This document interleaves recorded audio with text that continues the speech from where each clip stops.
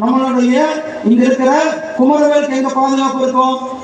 கவர்னருக்கே பாதுகாப்பு இல்லைன்னா இங்க இருக்கிற நம்மளுடைய அண்ணா ராமசாமிக்கு எப்படி பாதுகாப்பு இருக்கும்? சாதாரண மக்களுக்கும் பாதுகாப்பு இல்லாத சூழ்நிலை இன்றைக்கு இருந்து கொண்டிருக்கிறது.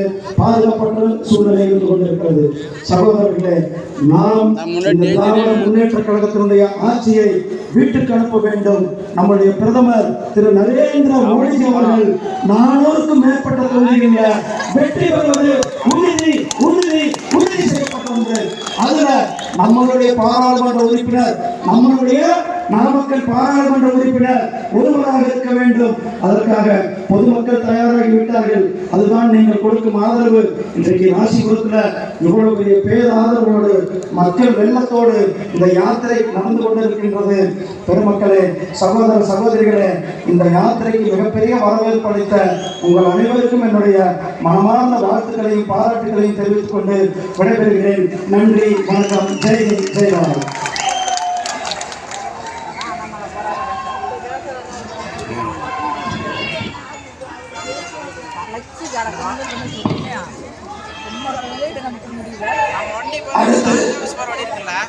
நீங்கள் பெரிதும் எதிர்பார்த்துக் கொண்டிருக்கக்கூடிய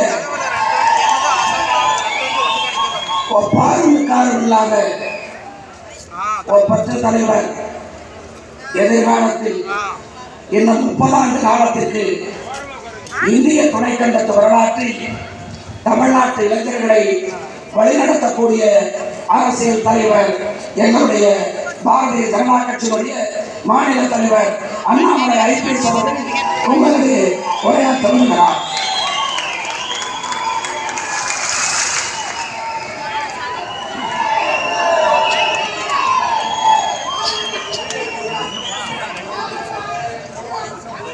அன்பார்ந்த பெரியவர்களே, தாய்மார்களே,